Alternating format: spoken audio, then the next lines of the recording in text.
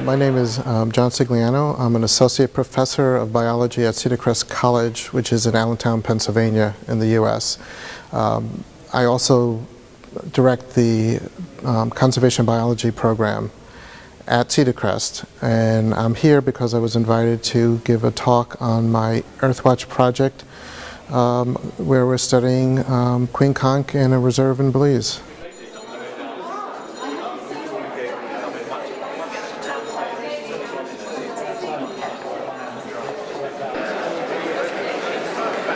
The world's fisheries are in decline. Many of the world's fisheries are overexploited or fully exploited or collapsed, meaning that they're pretty much at their peak or beyond their peak.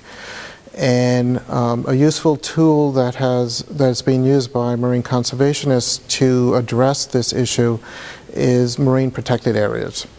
And my project down in Belize is to study a marine protected area that has been set up, among other things, to preserve and replenish conch populations.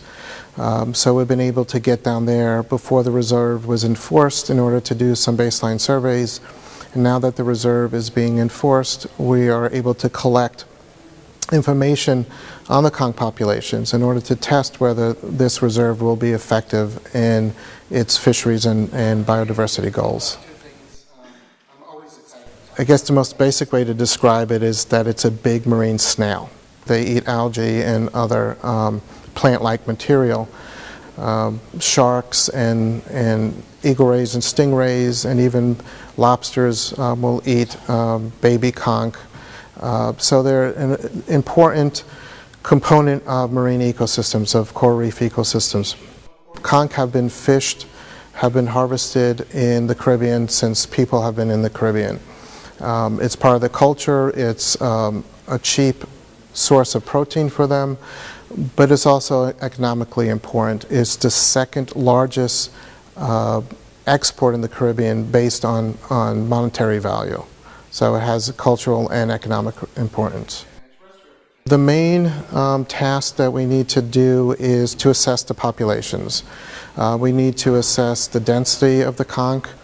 We need to assess their age structure because conch are harvested when they get to be about 18 centimeters or 7 inches in length. The Earthwatch volunteers find the conch, they measure the conch. We also tag the conch.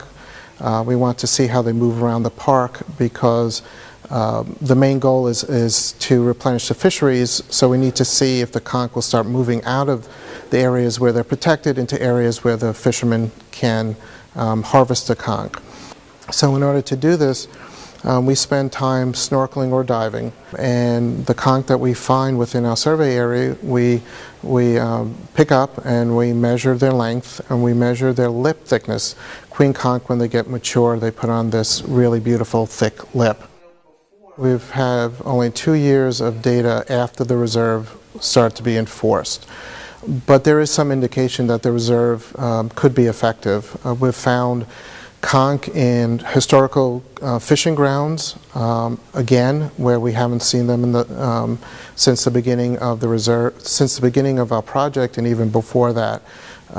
We use local fishermen to drive our boats and to help us find sites. So we've talked to local fishermen. So there are sites where conch haven't been found in a long time. We're starting to see conch again. We're also starting to see in some sites the appearance of subadult and adult conch. And remember, we want to start to see these age groups come back because we want to see reproduction in the reserve. The Earthwatch volunteers bring a lot to the project. The sheer labor, the force of labor that they bring.